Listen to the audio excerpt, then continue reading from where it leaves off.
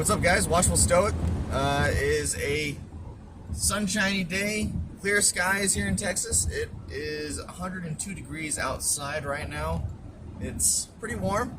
We're looking at another huge heat wave. You know, I can't wait for the next bout of rain to come about. It's gonna be. I'm not sure when it's coming, but I'm hoping it's gonna come soon because I'm getting real tired of just this 104 days. It might even get hotter than that. I don't know, but we're just really starting to crack into summer. You know, July, August, September. You know, once those days kind of pass, then we can really just start looking at the better side of the year, when it starts cooling down a little bit more and you actually get some nice weather, get a real fall. But I am going to continue with the videos on man's search for meaning. So I have some opportunities to read now on my lunch break, since I'm not skipping it anymore. But yeah, so before I jump into that, like, share, comment, subscribe. I love talking to you guys. I love hearing from you, from everyone that listens and gives me some feedback. You know, not all the feedback comes through the comment section, so it's not always visible. But the people that reach out to me and talk to me and I can have conversations with, I really enjoy it. But anyway, so last time where I left off, we were talking about, like Viktor Frankl was talking about how he would fantasize different conversations with his wife, or with his soon-to-be late wife, or his late wife. We're not sure when exactly his wife died, or he's not sure exactly when his wife died. He just knows that after everything had settled and after everyone had been rescued, you know, it had, his wife was gone. But you know, this next section I had started, he talked about the appreciation of art amongst the prisoners of the camp, and how people developed an incredible appreciation for the things that they had taken for granted. You know, everything around them. You know, if there was a particularly great sunrise or sunset, people would stop work, or people would take the time, make an effort with as little energy as they had to actually go and look at it and see it, because it was very that in and of itself gave some people the ability to last a little bit longer in their camps, in their suffering.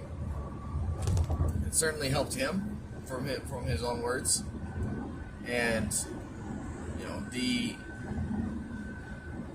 appreciation of art increased because they were deprived of literally everything else. So what they could see, what they could enjoy, was like the very few things that they could enjoy were amplified immensely.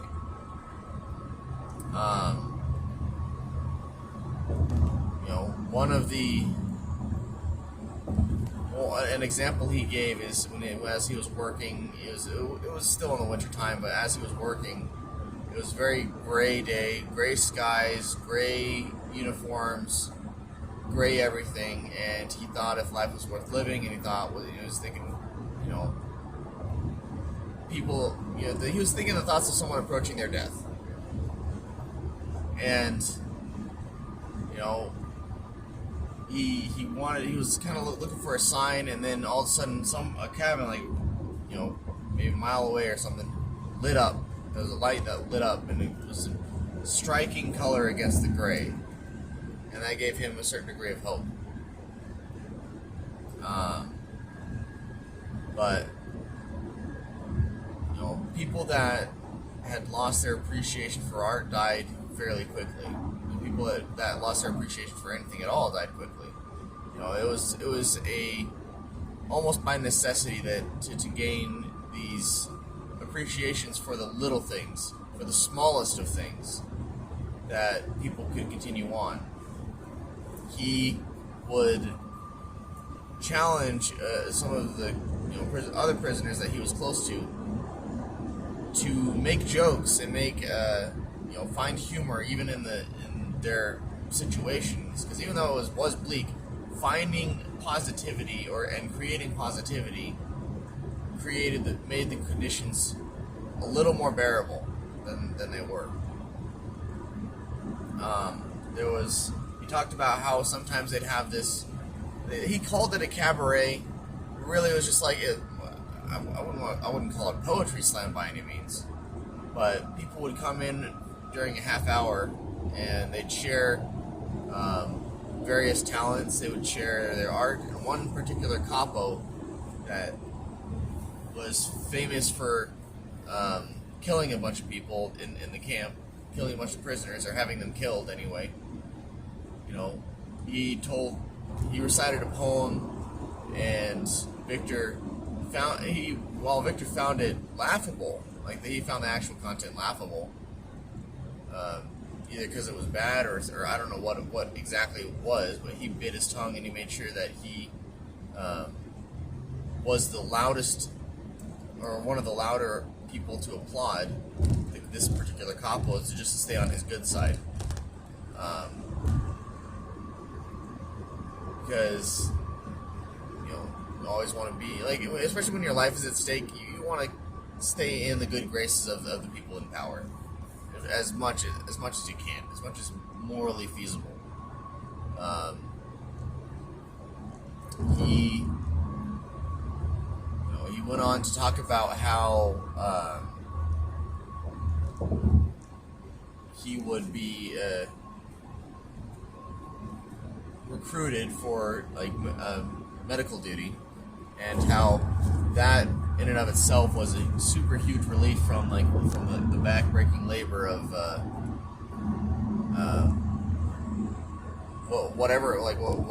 whether it was digging trenches or just the manual labor that they were doing.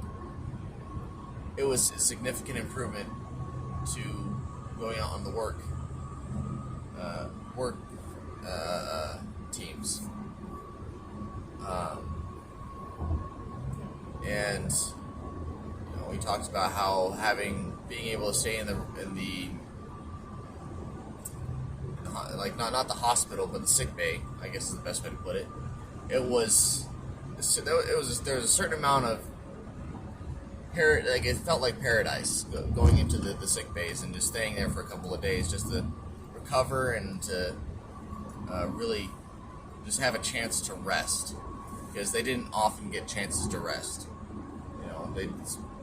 But he would help out after that, and helping people overcome typhus or help them in their last days become more comfortable. And he talked about how with the meager medicine he had for I think it was aspirin that he was using, but he would decide who would get medicine based off of how they were doing. Like, you'd only give medicine to people that needed it and were capable of surviving.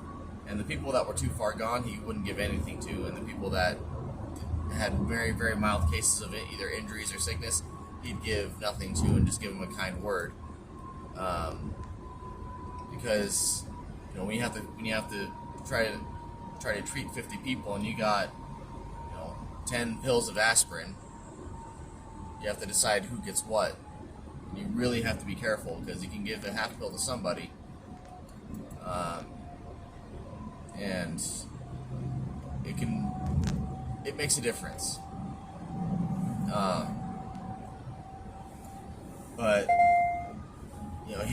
he then was talking about how he had an opportunity to escape the camp at one point in time, and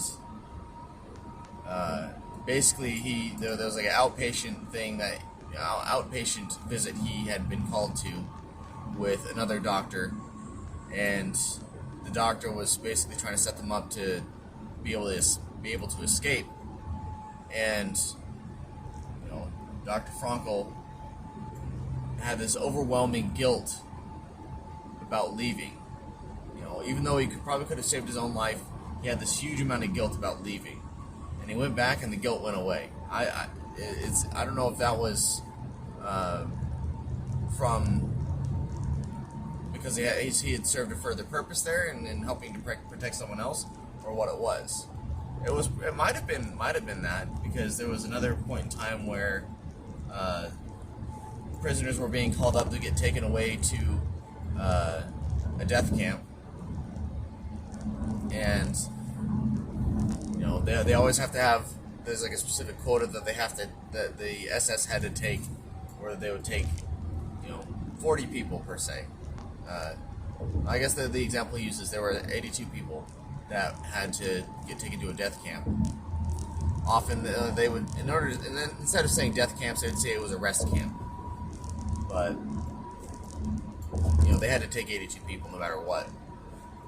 So some people hid in a pipe, and he sat on top of the drain. It was like throwing rocks at the electric fence, And one of the guards kind of thought about talking to him, but then he turned away and walked away. And those 3 people that would have been taken were essentially saved for however long. But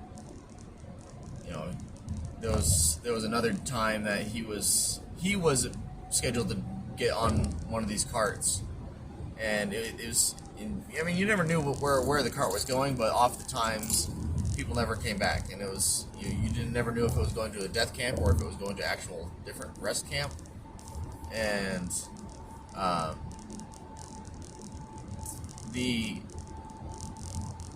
his experience, like he got put on a list, and he found out he was on the list from a doctor he was working under, one of the Nazi doctors. I don't know if it was a Nazi doctor, or if it was a different doctor, or one of the prisoner doctors. I don't know. But he said, I can get you off that list, but you have to let me know. And Viktor Frankl, he said, whatever fate has in store for me, I'm going to accept it no matter what. So, very, very bold, very brave move to really just accept fate right there, especially during that time period, especially during the Holocaust. But as it turns out, that cart did end up going to a rest camp, and he found out later that the camp he had left ran out of food, and they had resorted to cannibalism, and he had got out at the right time. He had escaped a really bad situation, and the place that they had gone didn't have gas chambers, it didn't have incinerators, it didn't have it was a significant improvement to where they had been, where really the only risk of death was death from exhaustion or malnourishment, really just as natural of a death as you can get in a concentration camp. It wasn't a direct, we're going to kill you kind of thing. It was a from negligence, which is about as good as you could probably get it in a concentration camp.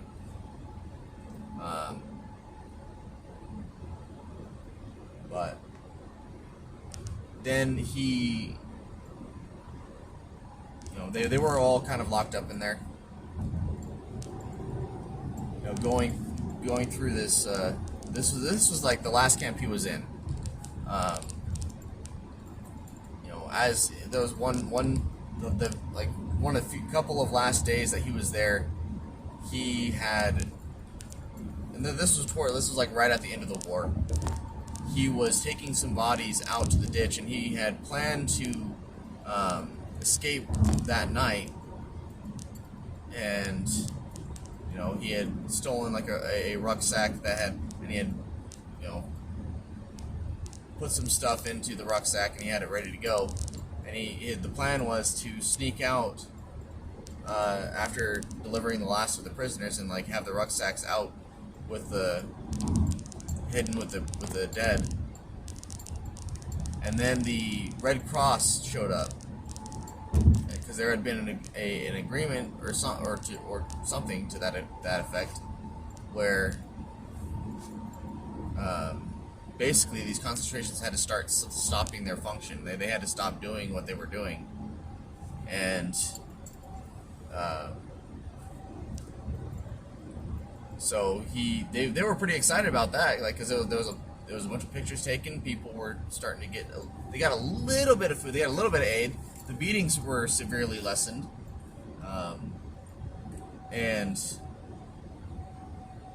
but as fate would have it,